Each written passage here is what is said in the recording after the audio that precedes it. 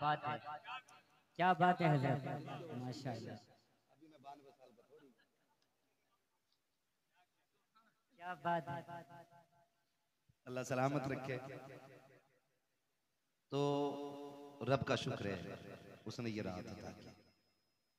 कई सारे भाइयों के ये सवालात रहते हैं, और आज तो कसम खुदा की सोशल मीडिया ने इतनी नाजायज औलाद पैदा कर दी है अपनी, कि जो कीड़े मकोड़ों की तरफ फसाद फैला रहे हैं। क्योंकि जो करामात, रिवायात और जो बुजुर्गों के हवालों से अजमतों की तहरीरें पढ़ते और सुनते हम बचपन से चले आ रहे हैं ना, आज कुछ कीड़े मकोड़े उन्हीं का इनकार करने पे लगे। तो ये भी एक फितना फसाद का बाजार बड़ा गर्म है। मुझे उस तरफ जाके बात नहीं करनी है, बस मैं इतना कहूंगा, आप सीधे और सादे लोग हो, इन फितना फसादों से निकल के इतना याद रखना, महफिल मुस्तफ़ा कल भी अजमतों वाली थी, आज भी अजमतों वाली है, और सुबह क़यामत तक मुस्तफ़ा की महफिल की कोई मिसाल नहीं बन बेशक, सकती। सुभान अल्लाह, वाह वाह, क्या बात है। कई बार ये लोग कह देते हैं बीच में आकर के, भाई ये जलसा क्यों कर रहे हो, क्यों, क्या जरूरत है इस जलसे की। तो हम पहले एक जवाब दे दें, हम ये जलसे क्यों करते हैं। जो जिसका होता है उसी की बातें करता है, ये जो जिसका होता है उसी की बात करता है। हम आला हजरत वाले हैं ना, तो मौजू कोई भी हो, तकरीर का बात आला हजरत की आई वाह जाती वाह है। वाह, इश्क मोहब्बत, इश्क मोहब्बत, इश्क मोहब्बत, इश्क मोहब्बत, नारे तकबीर, नारे रिसालत। वाह, जो क्या बात जिसका है। आशिक होता है बात उसी की करता है। वाह वाह, क्या बात है। हम जानते हैं हम गुनाहगार हैं, खतावार हैं, हम जानते हैं ये सूरत हुजूर को दिखाने के लायक नहीं, बेशक, लेकिन इतना हक तो हम भी रखते हैं ना, जब याद हुजूर की आती है उनके नाम की महफिल सजा लिया करते हैं। क्या बात है, ये माशाल्लाह। हक तो हमारा भी है ना, जी जी हजरत। ये हक तो हमारा भी है ना। हम गुनाहगार सही, मुजरिम व बदकार सही, चाहे कैसे भी सही हैं तो करीमा तेरे वाह वाह, है क्या ना। बात है। बेशक, भाई आला हज़रत ने शेर कहा था, मैं गुनाहगार सही, मुजरिम व बदकार सही, चाहे कैसा भी सही हूं तो करीमा तेरा। वाह वाह वाह। ठीक है ना। तो है तो हम उन्हीं के मुजरिम व बदकार गुनाहगार, हम ये महफिल सजाते हैं ताकि हमारे दिलों को ठंडक मिल जाए। एक फायदा, दूसरा मकसद इसका क्या होता है।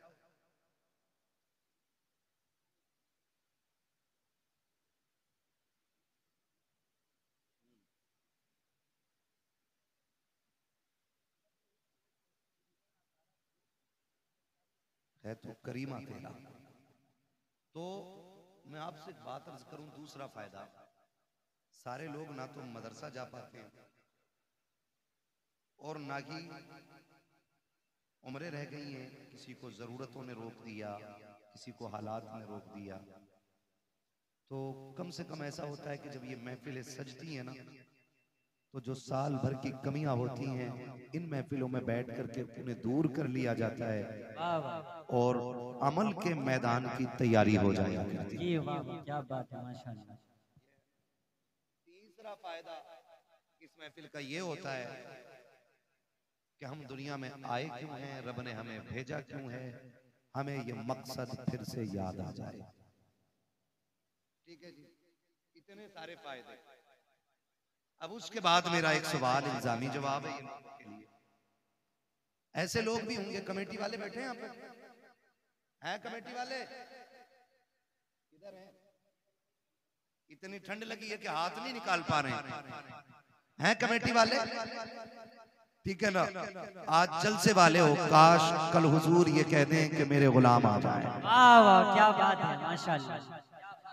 बस ये उम्मीद रहती है, जी जी, ये उम्मीद रहती है, वरना लाओ दूध का धुला हुआ मेरे पास, जो अपना जन्नती होना वाजिब दिखा सके। क्या बात है, क्या हम बात है जानते हजरत। हैं, आला हजरत जैसा अल्लामा कह रहा है, मुजरिम को न शर्माओ अहबाब कफन ढक दो, मुंह देख के क्या होगा पर्दे में भलाई है। वाह वाह, क्या बात है। पता नहीं कुछ लोगों को कौन सा पारसाई का कीड़ा चढ़ गया है ना। अब उनकी बारगाह में, अब उनकी बारगाह में खैरियत थोड़ी है किसी की। तो कई बार ऐसा होता है, ये कमेटी वाले लोग चंदा करते होंगे, चंदा होता होगा ना जलसे, बोलो होता है क्या नहीं? जब ये चंदा लेने जाते हैं ना, माफ कीजिएगा अगर किसी को कड़वी लगे, बात सच्ची है, तो जो ना देने वाला होता है ना, तो कहता पिछले जलसे का हिसाब दो। पहला सवाल होता है, पिछला जलसा जो हुआ था जुनैद साहब, उसमें कितना पैसा बचा था? जुनैद साहब ने कहा कि 12,000 जेब से गए थे। तो कहता मान ही नहीं सकता, 58,000 का घपला है। ये कौन कह रहा है? ये वो जिसे 10 रुपए नहीं देंगे, जिसे 10 रुपए नहीं देने होते, वो कहता कि घपला है 58,000 का। खुद तो देता ही नहीं, दूसरों से भी कहता अरे सुनो ये तमाशे हैं इनके खाने पे, ढकोसले बना रखे, जब पैसा खत्म तब जलसा, जब पैसा खत्म तब चंदा, जब पैसा खत्म तब जलसे के नाम पे भीख मांगने निकल जाते हैं। मेरा चैलेंज है, जितने जलसा करा रहे हैं इनमें से एक भी खाना खराब नहीं होगा, सारे खाते पीते लोग होंगे। है कोई ऐसा जो पेशे से भिखारी हो? बोले है कोई ऐसा जो पेशे से भिखारी हो तुम में? नहीं ना। चलो ये तो अपने मुंह से मना कर रहे हैं, मैं चैलेंज करता हूं, ये जितने जलसा कराने वाले हैं इन्हें सबको खड़ा करो और सब इनके चेहरे की तरफ देखो, फिर पता लगाओ, जाओ जाके बस्ती में पता करो इनमें से कोई ऐसा है। मौलाना जुनैद साहब कभी बीवी की दवा के लिए किसी के दरवाजे पे 10 रुपए लेने गए हो? ये कमेटी वाले अपने बच्चों के शौक के लिए किसी से 50 रुपए का सवाल करने गए हो? इन कमेटी वालों ने किसी से अपने घर के खर्चे के लिए 100, 500, 1000 रुपए मांगे हो? खुदा की कसम हम जानते हैं हमारी कौम तो इतनी गैरत वाली है, जब कोरोना आया था कितने लोग वाकई से घर में मर गए थे, लेकिन दरवाजे से निकल के हाथ नहीं फैलाया था। कितने लोगों ने भूख की वजह से मौत को गले लगा लिया था, लेकिन अपनी हकीकत, अपनी हैसियत किसी के सामने नहीं ला के रखी थी।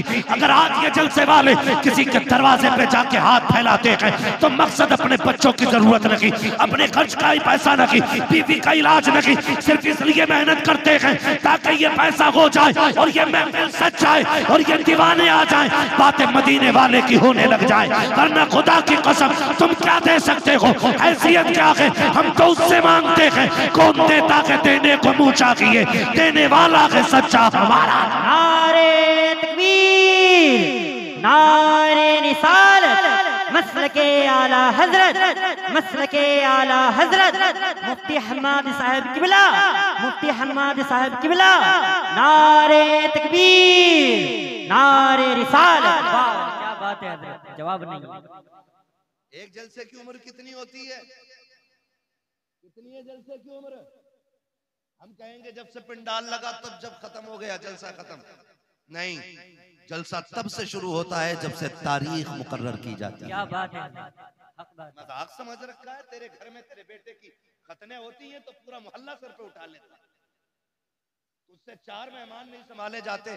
सलाम करो कमेटी वालों की हिम्मत को जिन्होंने हजारों लोगों का इंतजाम किया। क्या बात है, बेशक तो करते ही नहीं काम और दूसरों को करने नहीं देते। ऐसे भी कितने परवर लोग हैं, हर जगह का ये मिजाज बनता जा रहा है। लेकिन कमेटी वालों, बड़े हो तो छोटा समझना, बराबर के हो तो भाई समझना, और छोटे हो तो बड़ा समझ के बाद यकीन के साथ पल्ले बांध लेना। दुनिया कुछ भी कहे, हमें इनसे कोई उम्मीद नहीं, हमें मदीने वाले से उम्मीद है। बेशक हाफिज़ मिल्लत फरमाया करते थे कि जब कोई काम करता है तो लोग उसकी टांगे खींचा करते हैं। हाँ, और हयातुल हैवान के अंदर मुल्ला अली कारी ने लिखा है कि हिरन कभी शेर के हाथ ना आए, सिर्फ एक गलती करता जो वो पकड़ा जाता है। मुल्ला अली कारी हयातुल हैवान के अंदर लिखते हैं कि हयातुल हैवान के अंदर लिखा हुआ है कि हिरन जो है ना कभी शेर के हाथ ना आए जो उसकी रफ्तार है, पकड़ा सिर्फ इसलिए जाता है वो क्योंकि वो मुड़ के पीछे देख लेता है। अगर वो पीछे मुड़ के न देखे तो कभी शेर के हाथ नहीं आएगा। इसलिए काम करने वालों, कुत्ते भौंकते रहते हैं, हमें अपना काम करते रहना चाहिए। जी जी जी, मुड़ के पीछे मुड़ के पीछे, मुड़ के पीछे, मुड़ के देखोगे रफ्तार धीमी हो जाएगी, और कुत्तों के डंडे मारोगे तो काम बंद हो जाएगा, क्योंकि फिर कुत्तों से ही लड़ते रह जाओगे। बड़े बूढ़े कहते हैं कुत्ते भौंकते रहते हैं, मस्त हाथी, कहावत याद है ना ये, मस्त हाथी चलता रहता है, अपने हिस्से का काम करो, कोई कुछ भी कहे फिक्र नहीं, हमें अपना इनाम अपने नबी से लेना है। ये महफिल अज़मत वालिदैन के हवाले से सजी, जिन्होंने सजाई अल्लाह उनके वालिदैन अगर जिंदा हैं तो लंबी उम्र अता कर, अगर चले गए हैं तो उनको जन्नतुल फिरदौस अता कर। नौजवानों, माँ बाप रब की बड़ी नेमत है। लफ्ज़ माँ इतना मीठा है कि ये ज़बान पे आता है और मिठास कलेजे पे महसूस होती है। और बाप, बाप का तो तसव्वुर आते ही ऐसा लगता है जैसे आसमान सर पे आ गया हो। अक्सर गाड़ियों पे लिखा होगा, आपने देखा होगा, माँ की दुआ ठंडी हवा। ये ट्रक के पीछे, गाड़ियों के पीछे अक्सर लोग लिखते, हमें इसलिए याद है, हम लोग रोड पे चलते हैं और देखते हैं, माँ की दुआ, माँ की दुआ इतने ठंडे ना पड़ो कि बोल ना पाओ। मुझे मालूम है मेरे हिस्से में 3 के बाद का वक्त आया है, लेकिन मैं खुश हूं इस बात के कि मेरे हिस्से में क्रीम क्रीम आई है, जितना मट्ठा है वो सारा जा चुका है। अच्छे ही लोग रह गए, अच्छे ही लोग रह गए। मैं आपको मजबूर नहीं करूंगा कि आप उठ के नारा लगाएंगे या कैसे, बस मेरी बात सुने, यहां के जरिए यहां तक आ जानी चाहिए। माँ की दुआ ठंडी हवा, जोर से माँ की दुआ, माँ की दुआ ठंडी हवा। बाप, आज तक किसी ने इसके लिए कोई जुमला बनाया? ये तो हुजूर का फरमान है, मैं अपनी बात कर रहा हूं। आपको अल्लाह सलामत रखे, कम से कम इतना याद तो है। बाप के लिए किसी ने आज तक कोई जुमला इस तरह का नहीं लगाया जिस तरह माँ के लिए लगते। माँ की दुआ ठंडी हवा, मेरी माँ की दुआओं का सदका, सारा माँ पे ही लगा दिया। बाप से बहुत दूर लोग रहते, उसकी वजह जानते? इसलिए कि माँ चांद की चांदनी की तरह होती है और बाप सूरज होता है। चांदनी ठंडी होती है, धूप, धूप जोर से धूप गर्म होती है, चांदनी धूप गर्म होती है। लेकिन याद रखिएगा, चांद की चांदनी अपनी जगह है, लेकिन सूरज की रोशनी भी अपनी जगह है। अगर सूरज ना निकले तो दुनिया में अंधेरा हो जाए। मेरे अजीज, मां का मकाम अपनी जगह, रुतबा बाप का भी कोई कम नहीं है। फरमाया गया मां के कदमों के नीचे जन्नत है, मां के कदमों के नीचे जन्नत है, जन्नत है। और जब बाप की बारी आई, फरमाया गया बाप जन्नत का दरवाजा है। दरवाजा है। लेकिन जब अजमत बतानी हुई तो फरमाया गया कि अगर तुम्हें यह देखना है तुम्हारा रब तुमसे राजी है या नाराज, फरमाया सुबह उठ के बाप का चेहरा देख लो, अगर बाप तुमसे राजी है तो तुम्हारा खुदा भी तुमसे राजी है। क्या बात है, जवाब नहीं, माशाअल्लाह। तेरा खुदा भी तुझसे राजी है अगर तेरा बाप तुझसे राजी है। माफ कीजिएगा, आप भी किसी ना किसी के मुरीद होंगे। मैंने भी वक्त के कुतुबुल इरशाद हुजूर अख्तर रजा खान अजहरी मियां का दामन थामा है। वाह वाह, क्या बात है। मैंने उनका दामन थामा, आपने भी किसी ना किसी का दामन थामा होगा। कई बार ऐसा होता है, माशाअल्लाह, कई बार ऐसा होता है ना, लोग खड़े होके बात करते हैं, हजरत जी मैं मुसाफा करके आया, हाथ गुलाब जैसे थे, हाथ गुलाब जैसे थे, हाथ गुलाब जैसे थे। मैंने कहा बेशक बेशक गुलाबों के हाथ गुलाब जैसे ही होते हैं, लेकिन कभी पैर, बाप के पैर के तलवे भी चेक कर। इसके तलवे भी तो देख, इसमें जो गांठें बनी है ना, ये अपने लिए नहीं, ये तेरे लिए बनी है। जिन बाप के हाथों में हमें मिट्टी नजर आती है ना, वो भी गुलाब जैसे होते, मगर तेरे मेरे ख्वाब पूरे करते करते इनके हाथों की लकीरें घिस गई, ताकि बेटे के ख्वाब पूरे कर सके। हम हकीकत से बहुत दूर जा रहे हैं, बहुत दूर। हम उधर जाते ही नहीं जिधर मिलता है, और जिसके बगैर कहीं नहीं मिलता हम उसे छोड़ के निकल जाते। ये बात मेरी जहन में रखिए।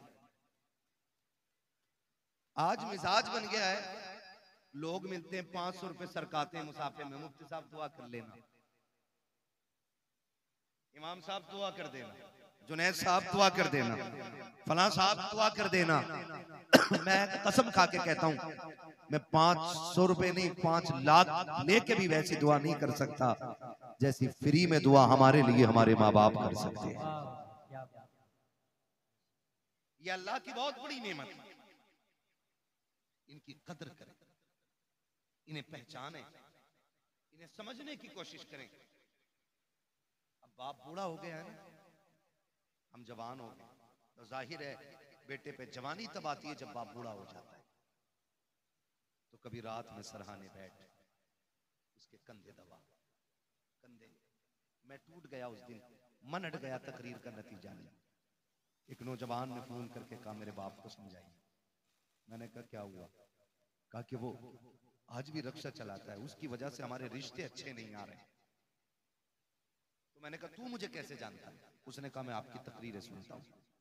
तो मैंने कहा जालिम, तुझे इतना भी हया नहीं आया क्या? तूने मेरी गुफ्तगू में आज तक बाप के हवाले से बात नहीं सुनी? ये दिल में मेरे ख्याल आया, दिल में ख्याल आया, फिर सोचा कोई नतीजा नहीं।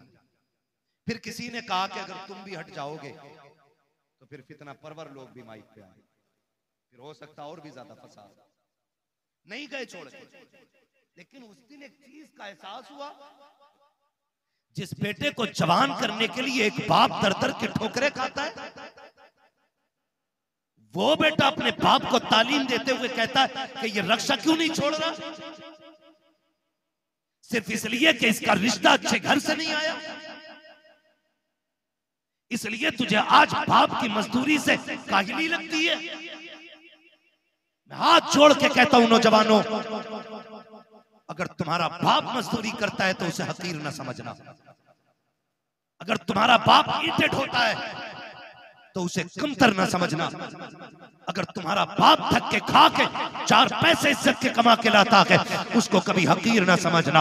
वो रक्षा चलाने वाला, वो ठोकरे खा के तुम्हें 4 पैसे ला के देने वाला, वो मजदूरी करके पसीना बहा के तुझे इज्जत की रोटी खिलाने वाला, जब शाम को लेटा करे कभी उसके कंधे दबाया कर, कभी उसके तलवे दबाया कर। अगर वो तुझसे कहे बेटे क्या बात है, तो उसके कदमों को चूम के कहा कर अब्बा तेरा एहसान है, तू इतना अच्छा बाप है, तूने बाप होने का हक अदा कर दिया है, तूने किरदार निभा के दिखाया है। अब्बा तेरी मजदूरी पे सदके जाए, तेरी मेहनत पे कुर्बान जाए। हमें शुक्र रब का, रब ने हमें दलाली वाला बाप नहीं दिया है, मेहनत वाला बाप दिया है कि तूने किसी के आंसुओं में डूबे हुए लुकमे नहीं खिलाए, अपने पसीने में डूबे हुए हलाल के लुकमे लाके। नारे तकबीर, नारे रिसालत, मसलके आला हजरत, मसलके आला हजरत, मकामे वालिदैन, मकामे वालिदैन, नारे तकबीर, नारे रिसालत, जिंदाबाद। या रसूल अल्लाह। ओ भाई, इसका ई को थोड़ा कम करें, तवज्जो है सारे लोगों की। बाप बाप होता है, बाप कौन होता है? बोले जरा। बाप होता है। लेकिन आज ना शादी हो गई ना, तो अब्बा को भी हाजी जी कह रहा है, अपने बाप को हाजी जी कह रहा है। बेटा घर में आके कह रहा है हज्जन, हाजी जी कहाँ है? और बेगैरत जिसे हज्जन बोल रहा है वो माँ है, और ससुराल में ससुर को जाके कह रहा है अब्बू। सास को अम्मी और मां को हज्जन, अब्बा को हाजी जी। मैं ये नहीं कहता आप ससुर को अब्बा ना कहो, सास को मां ना कहो, लेकिन तुझे पता है मां की जिंदगी में सबसे खूबसूरत लफ्ज मां होता है। अगर किसी मां के पास औलाद ना हो ना, सुने बहुत गौर से, औलाद ना हो ना तो उसे गोद के खाली होने का एहसास नहीं होता। उसके कान चाहते हैं काश कोई मुझे मां कह के आवाज दे, क्या बात है, काश कोई मुझे अम्मी कह के पुकारे, काश कोई मुझे मां कह के आवाज दे। खुदा की कसम, औरत की जिंदगी में अरबों खरबों, मैं कहता हूं बेहिसाब दौलत हो और मां कहने वाला ना हो ना, उसकी हजारों खुशियां भी एक वीराना जंगल हो जाती है। भूल गए हम, भूल गए हम। इस मां ने इस आवाज के लिए कितने दुख उठाए। आज बेटा कहता है नहीं नहीं जी, मैं शुक्र है पुणे में रह रहा हूं बच्चों के साथ, मौलाना आना मेरे से घर। अम्मी किधर है? का अम्मी गांव में ही है। तो मैंने कहा मौलाना क्या खाक करने आएगा? जब तेरे घर में मां के लिए जगह नहीं तो मौलाना के लिए जगह क्या करेगा? कान खोल के मेरी बात सुनना प्यारे, दौलत कमाओ तुम्हारा हक है, जितनी चाहो हलाल कमाओ, लेकिन माँ बाप को छोड़ के नहीं, माँ बाप को छोड़ के नहीं। इसलिए कि दुनिया की कोई भी दौलत माँ बाप से बड़ी दौलत नहीं हो सकती, माँ बाप से बड़ी दौलत नहीं हो सकती। कह रहा नहीं बच्चा के साथ हूं, अल्लाह का शुक्र है, अम्मा से पूछ के आया था, अम्मा से पूछ के आया था क्या काम आने का। मैंने कहा अम्मी अकेला रहता हूँ, रोटी टाइम पे नहीं मिलती है, ले जाऊं बीवी को, इससे अलावा बेहतर बहाना कोई बेगैरत के पास हो ही नहीं सकता, ले जाऊं बीवी को। तो कहता हजरत जी मेरी माँ ने ना इजाजत दे दी थी। मैंने कहा सुन, माँ तो माँ होती है ना, दुनिया की कोई भी दौलत माँ को नहीं लग सकती है।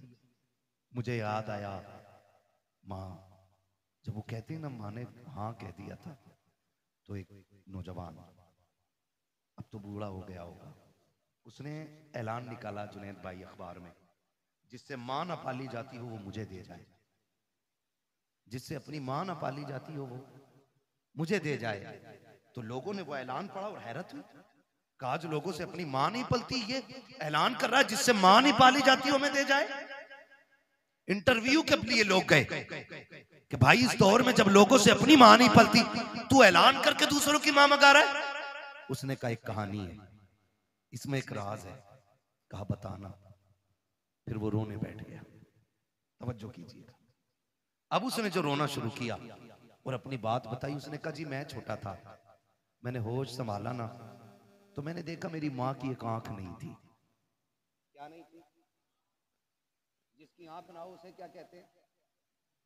नहीं कहते, दोनों की कहते हैं, काना बोलते हैं। ये समझेंगे ना मुहावरे में, अगर अल्लाह ना करे किसी को ये आरिज़ा लाहिक हो, खुदा सबकी आंखें सलामत रखे। ठीक है, मैं एक समझाने के लिए बात कर रहा हूँ। वो कहता मेरी माँ की एक आंख नहीं थी, कहते मैं जब घर तरह रहता था तो कोई प्रॉब्लम नहीं, मेरी माँ ने एक अच्छे स्कूल में मेरा एडमिशन करा दिया। और इको कम करो भाई इसका थोड़ा सा। अच्छे स्कूल में जब मेरा एडमिशन हुआ ना, मैं पढ़ने के लिए गया तो मेरी माँ मुझे स्कूल छोड़ने के लिए आई। उसकी एक आंख नहीं थी, बच्चों ने मजाक बना ली, कानी का बेटा है, कानी का बेटा है, कानी का बेटा है। कहते मैंने आके बस्ता फेंक दिया। मैंने कहा माँ नहीं पढ़ना मुझे। कहा क्यों? का लोग मुझे कानी का बेटा कहते हैं, मजाक बनाते। तो माँ थी ना, सीने से लगाया। कहा लाल तेरी जिंदगी का सवाल है, सर पे बाप भी नहीं है, यतीम है तू, तेरे सहारे मेरी जिंदगी कट रही है। बेटे पढ़ ले वरना जमाना एक लुकमा किसी को नहीं देता है, दौर बहुत खराब हो गया है बेटे। माँ ने समझाया। कहता फिर माँ ने मेरा एडमिशन करा दिया। कहा मैं पढ़ता रहा यहाँ तक कि मैं होशियार हो गया। जब होशियार हुआ तो फिर मेरे पीछे तो ये ताना पड़ा था, ये इल्जाम मेरे सर पे था कि मैं कानी का बेटा हूँ। का जब मैं समझदार हो गया ना, मैं मजबूत हो गया, मुझे लगा कि मैं फैसला खुद कर सकता हूँ। कहते मैंने एक दिन आके ना घर पे बस्ता फेंक दिया। मैंने कहा माँ बहुत हो गया, अब मैं नहीं पढ़ सकता। मेरी माँ ने कहा लाल हो क्या गया? कहा माँ वही ताना जो बचपन से लेके आज तक मेरा पीछा नहीं छोड़ रहा है। ए माँ आज भी स्कूल जाता हूँ ना, लोग कानी का बेटा कह के आवाज देते, माँ बता मैं तेरे नहीं पढ़ना चाहता। माँ ने कहा बेटे कोई तो सूरत होगी जो तू पढ़ ले। बेटे पढ़ाई आधी से ज्यादा हो गई है, जिंदगी तबाह बर्बाद न कर। बच्चे ने कहा एक शर्त है। कहा क्या? कहा तू मुझे छोड़ के चली जा या मैं तुझे छोड़ के चला जाता हूँ, तुझसे आज के बाद मेरा कोई रिश्ता नहीं रहेगा। अगर यह शर्त मंजूर है तब मैं पढ़ने के लिए जाऊंगा। जब इतनी बात बेटे ने कही है, खुदा की कसम हजारों बिजलियां माँ के कलेजे पे गिर गई थी। कौन सा दर्द था जो आज माँ को याद नहीं आ रहा था? कौन सा एहसास था जिसने आज माँ को रुलाया नहीं था? जब बेटे ने इतना कहा कि इस शर्त पे पढ़ाई होगी कि तुझसे मेरा कोई रिश्ता नहीं। माँ तो माँ होती है, तू बीवी को लेके उड़ के जाके कहता है मेरी माँ ने इजाजत दी है। तूने तो कुछ भी नहीं मांगा, जो इसने मांग लिया था। इसने कहा आज के बाद तेरा मेरा कोई रिश्ता नहीं है। नौजवान कहता मेरी माँ ने कहा ठीक है शहजादे, आज के बाद तेरा मेरा कोई रिश्ता नहीं। उसने कहा माँ कोई पूछे भी तो बताना मत मैं तेरा बेटा हूँ, और ना मैं कहूंगा तू मेरी माँ है। माँ ने अपनी आंखों में आंसू लिए, बेटे से जुदाई बर्दाश्त कर ली। वक्त बदलता गया, बेटा पढ़ता चला गया। फिर अल्लाह ने अच्छी नौकरी दी, शादी भी हो गई, अच्छी दुल्हन मिल जाती है। अल्लाह ने इसको एक बेटा अता किया। जब बेटे की खबर माँ को पहुंची है, कई बार इस बेटे को देखने के लिए माँ बेटे के दरवाजे तक आई है, लेकिन गैरत ने कदम रोक दिए थे। हिम्मत जवाब दे गई, अपने बेटे को माँ बेटा ना कह सकी, पलट के वापस आ गई। चंद साल फिर बीत गए। फिर एक दिन माँ ने सोचा अब दुनिया से जाने वाली हूँ, क्यों ना अपने बेटे का चेहरा देख के आ जाऊं। माँ ने कदम उठाए गए, कलेजे पे बर्दाश्त का पत्थर रखा, बेटे के दरवाजे पे आके खड़ी हो जाती है। दस्तक दी, अंदर से इस बूढ़ी का पोता निकल करके आया। उसने कहा क्या बात है? कहा मुझे इस घर के मालिक से मिलना है। बच्चे ने अंदर जाके कहा अब्बा जी कोई औरत आई है, उसकी एक आंख नहीं है, आपसे मिलना चाहती है। जब इतनी बात सुनी है, उसने कहा उससे जाके कह दो मैं घर पे नहीं हूँ। जब बच्चा पलट के आके कहता है मेरा बाप घर पे नहीं है, अल्लाह अकबर। माँ ने आंखों में आंसू भर के बच्चे से कहा था बेटे तू कौन है उसका? कहा मैं उसका शहजादा हूँ। माँ बेसाख्ता होकर के अपने पोते को सीने से लगा लेती है। याद रखिएगा माँ बाप को औलाद प्यारी होती है, लेकिन बुजुर्गों ने कहा है पूत से ज्यादा पोते प्यारे हुआ करते हैं। वजह यह नहीं होती है कि वो रोटी देंगे, वजह यह नहीं होती है कि बुढ़ापे का सहारा बनेंगे। इसलिए पूत से पोते प्यारे होते हैं क्योंकि माँ बाप को अपने पोते के अंदर अपने बेटे का बचपन नजर आया करता। नारे तकबीर, नारे रिसालत, मसलके आला हजरत, मसलके आला हजरत, हजरत मुफ्ती हम्माद साहब किबला। नारे तकबीर, नारे रिसालत। वाह जवाब।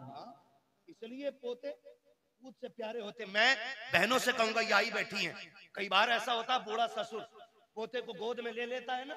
आजकल तो जेंटलमैन है ना, बहुत पढ़े लिखे लोग हो गए सब, ऐसे पकड़ के खींचती है, उठ यहां से, देखता नहीं से सांस का मर्ज है, इसके मुंह में थूक आता है, इसकी आंखें गंदी रहती हैं। यही वजह है कि हम पढ़ाने के बाद भी अपनी औलाद को इंसान नहीं बना पाए। गलत नहीं कह रहा हूं। जिन लोगों को किताबें ना मिली, बूढ़ों का दामन मिल गया, वो आज भी इंसान है। और जिन्हें किताबें मिली, बुजुर्गों का दामन न मिल सका, वो पढ़ लिख कर भी जानवर से ज्यादा बदतर है। इसलिए कि इल्म किताबों से मिलता है, लेकिन तजर्बा बुजुर्गों की बैठक से मिला करता है। बेशक, वाह वाह क्या बात है। गोद से खींच लाती है, गोद से। मजाल है जिसमें दादा ने खाना खाया उसमें पोते को खाना दे दिया जाए।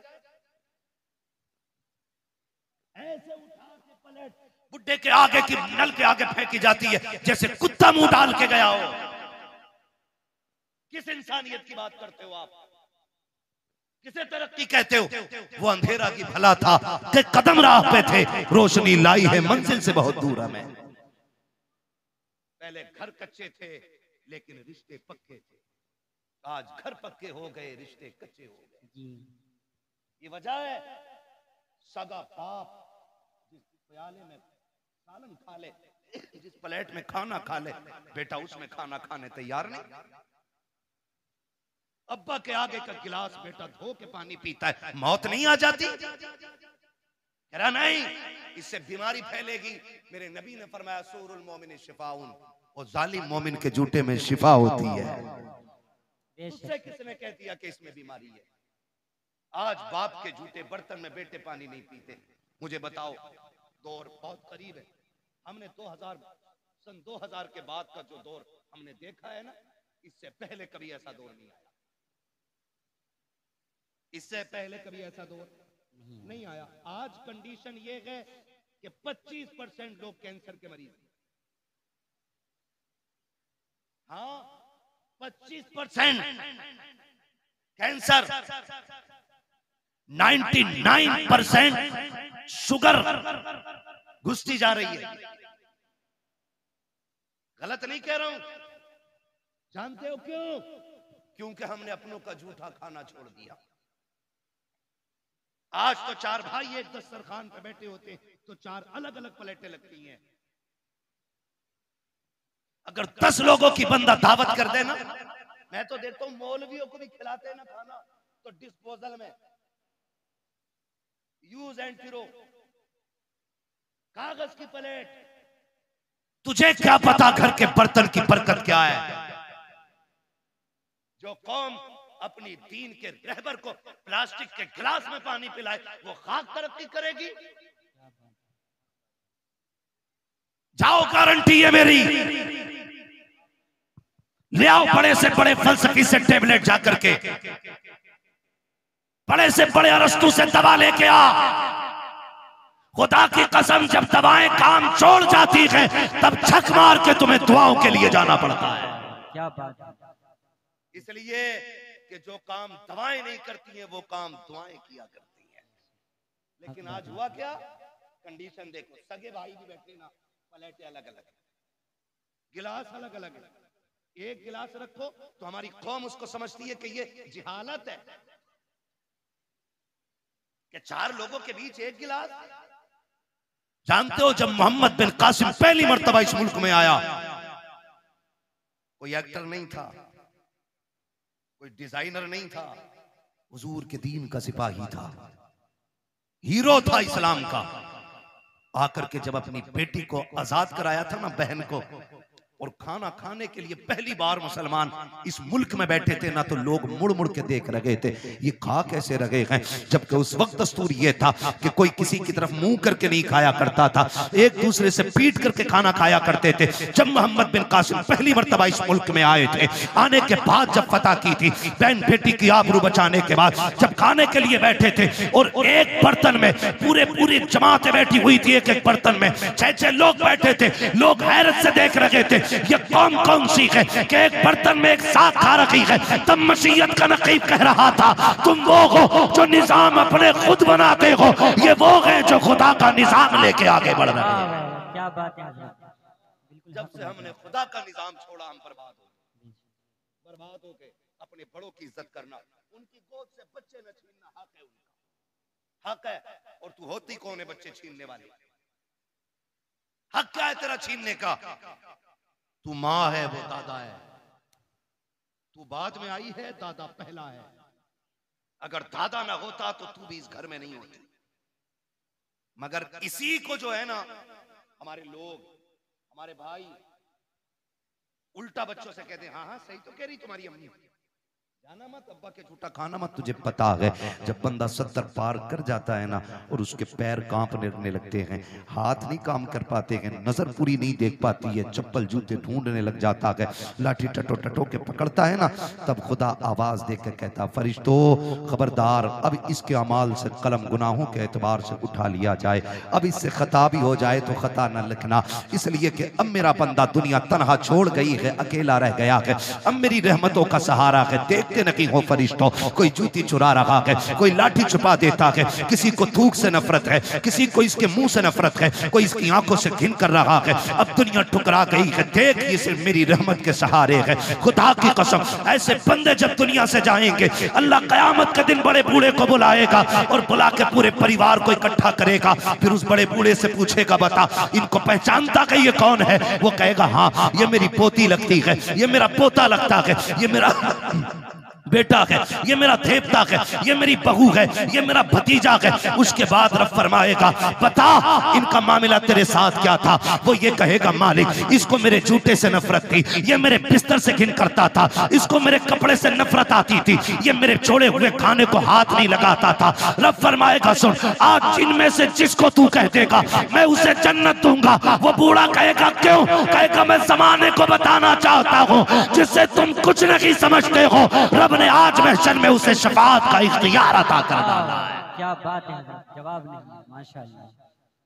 इज्जत करो अपने बड़े बूढ़ों की, वरना याद रखना जैसी करनी जोर से जैसी करनी ऐसी करे। छोड़ो बुड्ढों को यार, बड़ा रहने दो, इन्हें क्या पता है। अब 5G का दौर है, बुड्ढे के दौर में कोई भी जी नहीं था।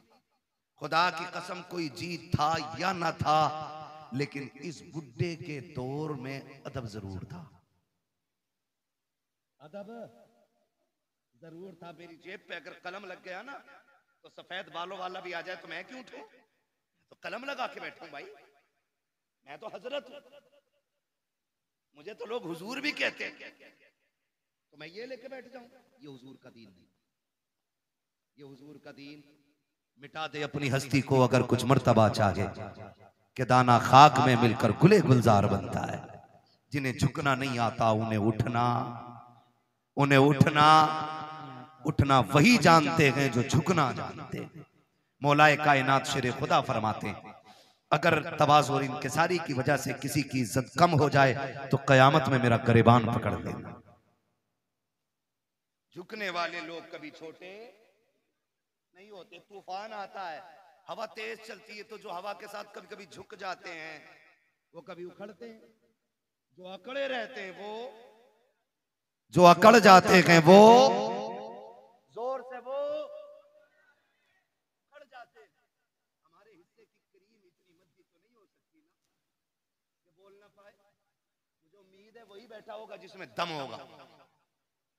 जो अकड़ जाते हैं वो उकड़ जाते हैं। तो मैं क्या बात अर्ज कर रहा था आपसे, उसने भाई ये टंटना मंटना ना करो यार, बोलने दो थोड़ी सी तवज्जो है ना सारे लोगों। बच्चे ने क्या कहा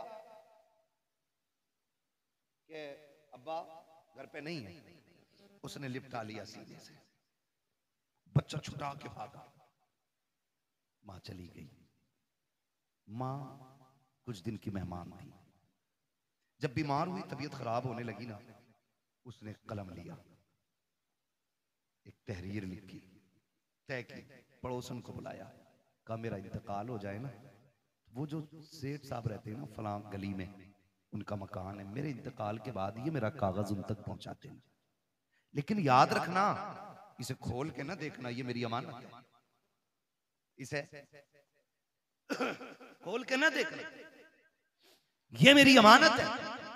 इतना कह के उसने दिया, कुछ दिन गुजरे कि उसका इंतकाल हो गया, मां मर गई। कुछ दिन के बाद उस औरत को ख्याल आया, ये जो बूढ़ी गई है ना, इसने कागज भी तो दिया था जो फला अमीर के घर जाके देना था। उसने वो कागज लिया, लेकर के दरवाजे पे गई, अल्लाह अकबर, दस्तक दी, आवाज आई, बच्चा निकल के आया। फिर वही बच्चा कौन है, कहा कि जाओ तुम्हारे बाप से मिलना है, उनको भेजो। कहा, उसने पूछा कौन है, कहा औरत है। कहा आंखें कैसी, कहा आंखें तो सलामत है। उसने कहा फिर मेरी माँ तो नहीं होगी। ये सोच के दरवाजे पे आया, देखा एक अजनबी औरत को खड़े देखा, खातून कैसे आना हो, कोई जरूरत कुछ लेने आई हो, कहा नहीं। कहा फिर, कहा ये मेरे पास तेरी अमानत रखी हुई है। कहा मेरी अमानत, कहा हाँ। उसने जैसी वो कागज लिया और उसके लिफाफे को देखा ना, उसने उसमें माँ का नाम पढ़ा हुआ था। बस लेके अंदर आया, उसको लेके खोल के बैठ गया।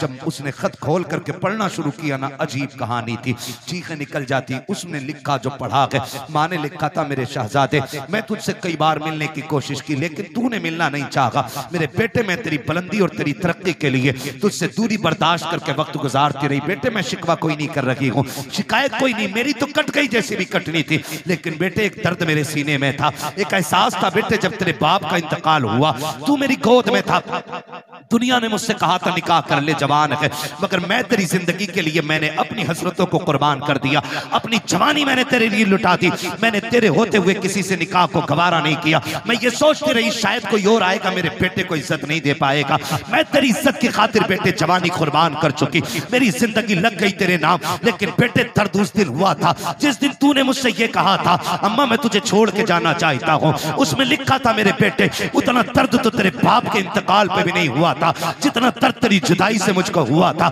ए मेरे बेटे, बड़ी हसरतें मैंने तेरे साथ पाली थी, लेकिन तूने सारी हसरतों को 2 मिनटों में खाक में मिला के रख दिया था।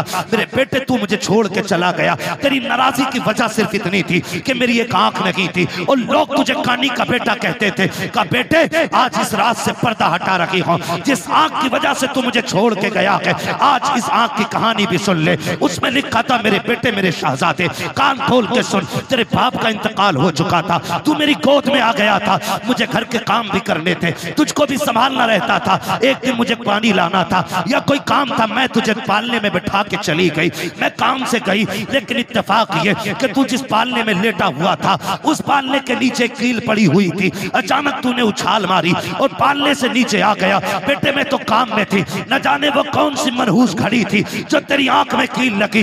मैंने तेरी चीख सुनी, दौड़ के आ गई। बेटे, मैंने तेरी आंख में कील देखी, मैं बेकरार होकर डॉक्टर के पास लेकर के गई। मैंने डॉक्टर से जाके कहा था, डॉक्टर, मेरे बेटे की आंख में चोट लग गई है। उसने जब कील देखी, मुझसे कहा, अफसोस, तेरा बेटा जिंदगी में कभी देख नहीं पाएगा।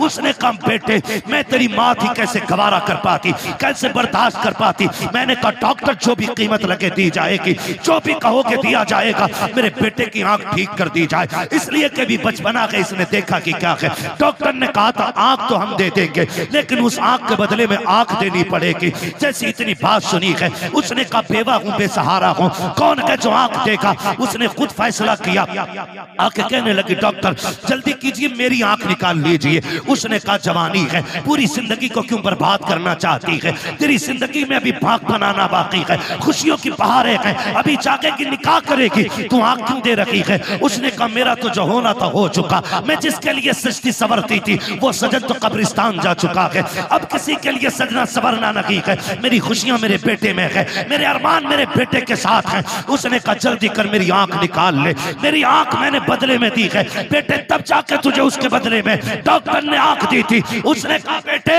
तू ये पूछता रहा कि मेरी आंख कैसे गई है, सुन, ये मैंने आंख लुटाई है, तब जाके तूने इसके बदले में रोशनी पाई है। इस आंख की वजह से तू मुझे छोड़ के जा चुका है। बेटे, मैं शिकवा नहीं करती, शिकायत नहीं करती, का जब कभी याद आ जाए तो हाथ उठा लिया करना, तेरे मुंह से दुआएं निकलेंगी, कब्र में तेरी माँ को ठंडक और सुकून महसूस हो जाया करेगा। नारे तकबीर, नारे रिसालत, मकामे वालिदैन, मकामे वालिदैन, मुफ्ती हम्माद साहिब किबला, नारे तकबीर, नारे रिसालत। जवाब नहीं है। अल्लाह अकबर। उसने कहा, मैंने तेरे लिए आंख दे दी। तो मैं ये कहता हूँ, खुदा अगर तुम दुबई मुंबई जा रहे हो बीवी लेके, तुम कैसे कह देते हो कि माँ ने हाँ कह दी थी ना, वो तो कह ही देगी, इसलिए कि उसके नजदीक बेटे से ज्यादा कुछ भी प्यारा नहीं।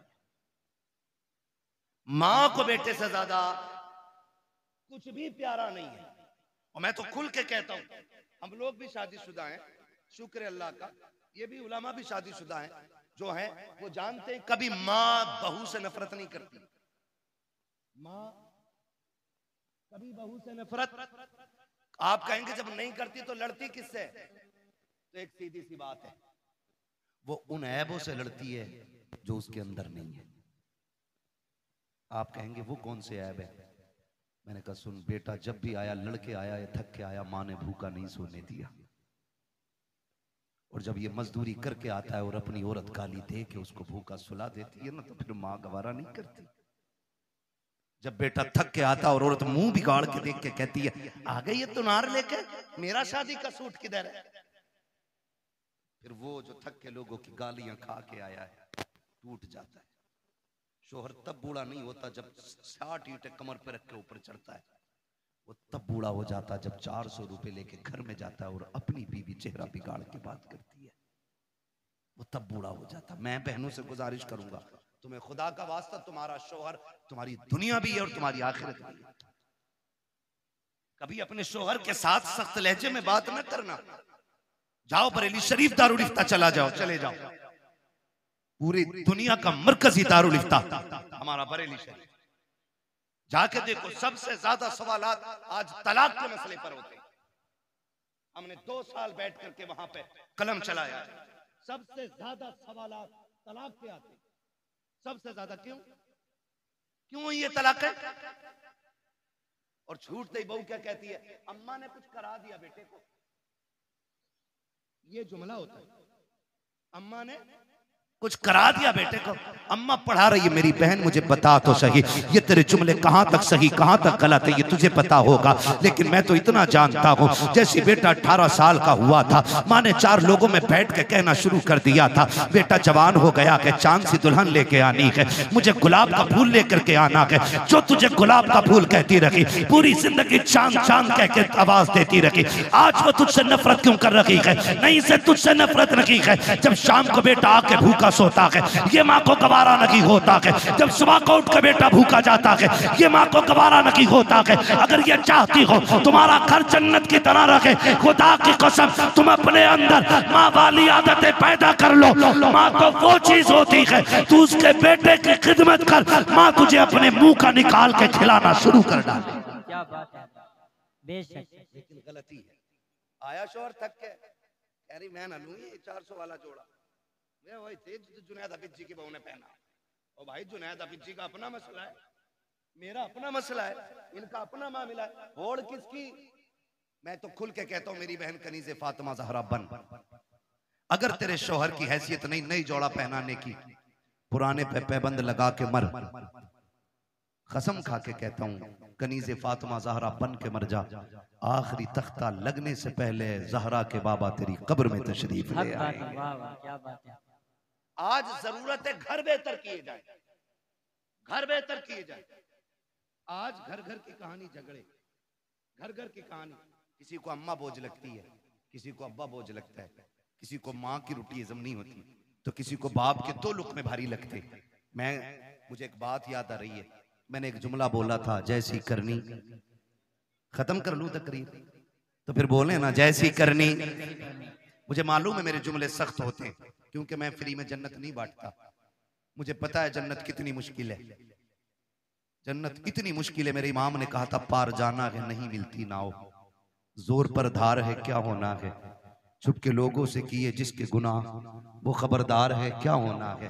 मुझे पता है जन्नत कितनी मुश्किल है, इसलिए खुदारा जज्बात से निकल के अब हमें अमल के मैदान में आना पड़ेगा, अमल के मैदान में आना पड़ेगा। अल्लामा रूमी ने मसनवी शरीफ में एक बात तहरीर फरमाई है, बड़ी अजीब बात है, तवज्जो है, कहते हैं जरा या रसूल अल्लाह, या रसूल अल्लाह। हाँ, बस 10 मिनट में इंशाल्लाह बात पूरी करने लगा हूँ। हाँ, 1 घंटा होने वाला है, 4 मिनट बाद 1 घंटा पूरा है। अल्लाह आपको सलामत रखे। मैं कोशिश कर रहा हूँ कि 4 मिनट से ऊपर थोड़ा सा चला जाए, 5 मिनट ज्यादा हो जाएंगे, लेकिन मैं बात बताना चाहता हूँ, खुदा करे ये बात दिल में उतर जाए। मैंने एक जुमला बोला था जैसी करनी वैसी भरनी। अल्लामा रूम मसनवी शरीफ में तहरीर फरमाते हैं, एक बीवी ने अपने शोहर से शिकायत की, उसने कहा कि तुम्हारे बाप की खांसी सोने नहीं देती। ए बेटे तवज्जो कर थोड़ा सा, मालूम है ठंड ज्यादा हो रही है। उसने शिकायत की कि तुम्हारे बाप की खांसी ना बर्दाश्त नहीं होती। उसने कहा तुम तो मेरे जिगर का टुकड़ा हो, तुम्हारे लिए बाप क्या, मैं कुछ नहीं छोड़ सकता। उसने बाप को उठाया, अगले दिन बिस्तर उठा के वहां डाला, बाप का बिस्तर जहां जानवर बनते थे। मसनवी शरीफ में अल्लामा रूमी ने लिखा है वहां डाला जहां जानवर बनते थे। कहने लगा अब्बा आज के बाद यहीं रहना है। बाप था, उसने कहा ठीक है जी मंजूर है। तो बच्चे, उसने एक पुराना सा कंबल उठा के लाया घर से और पुराना कंबल बाप के ऊपर डाल दिया।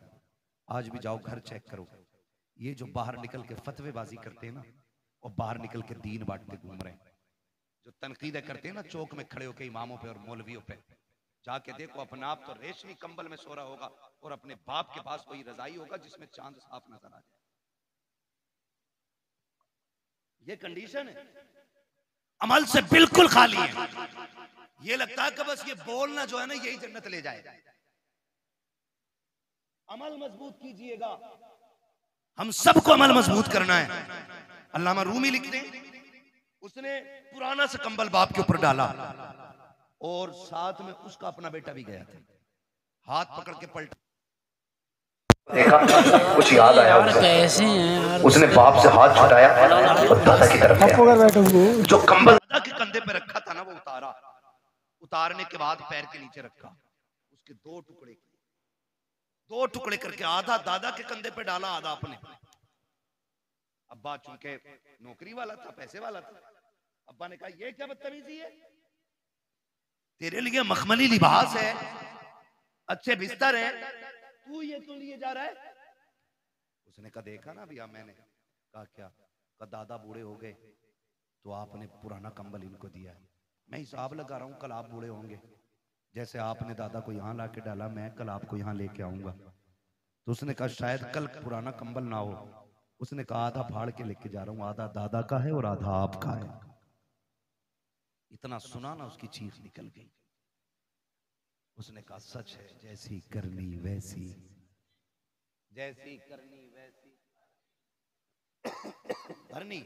आपसे मेरी गुजारिश है, माँ बाप है ना तो उनको राजी कर लो, ये सबसे बड़ी दौलत है। कोई पीर तुम्हें जन्नत नहीं देगा अगर माँ बाप नाराज है। पीर तो क्या यार, मैं कहता हूं बगदाद चले जाओ, बड़ा पीर भी जन्नत नहीं देगा अगर माँ बाप नाराज है। जाओ हरम तक चले जाओ, अगर घर का बाप राजी है तो खुदाए पाक राजी है, बाप नाराज है तो खुदाए पाक भी नाराज होता है। बड़ी बात।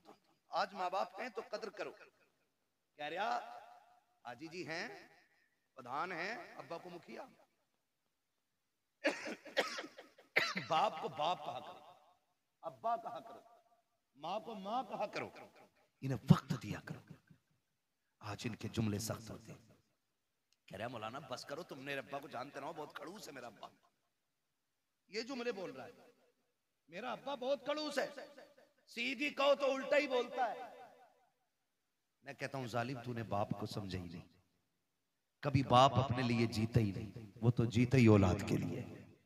ये उस दिन समझोगे जिस दिन तुम्हारे पास बेटे होंगे और तुम्हारा बेटा उंगली पकड़ के कहेगा ना अब्बा मुझे ऐसे जूते चाहिए जैसे फला ने पहने, और तुम्हारी जेब में कोड़ी नहीं होगी ना, तब तुम्हें अपने बाप की परवरिश का जो दौर है ना वो याद आए।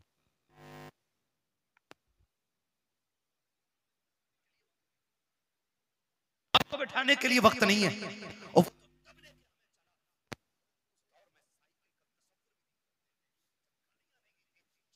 की जिद कर दी हमने, जाने